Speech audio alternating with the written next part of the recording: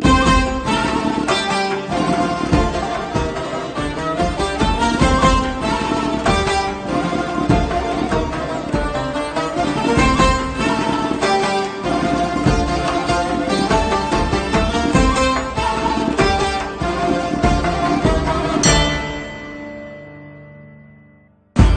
ایران نباشد تن من نباد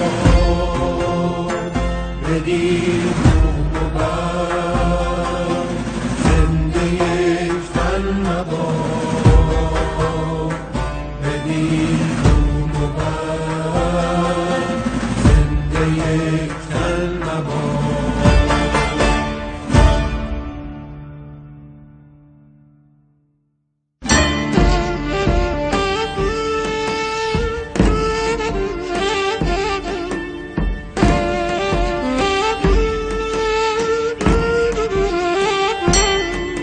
سمن رزین کرد، تنی اسب کشید، میل رواقه، غرق اسبه، بونه نگذر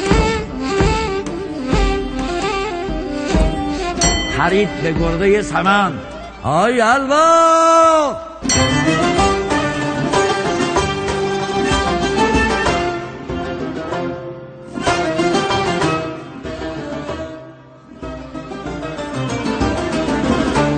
اگه رستمی بگو. گفت رستم نیستم. رستم و کندش سر چنگ زد زمین.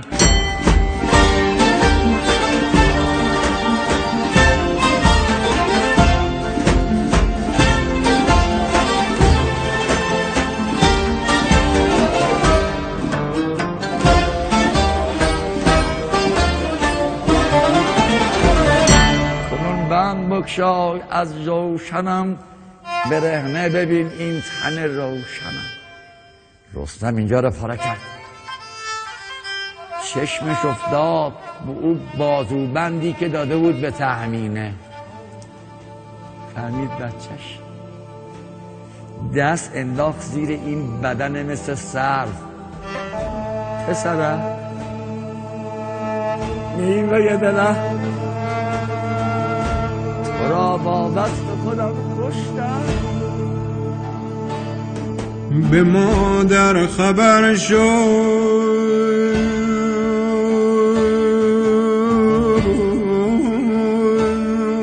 که سهراب آب گور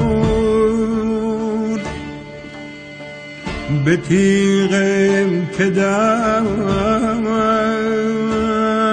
خسته گشت و بمرد.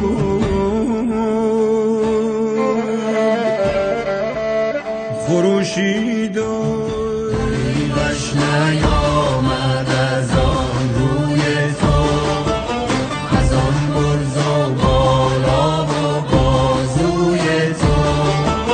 بپرورده بودم تنت را به نام، درخشنده روز و شبانه درا.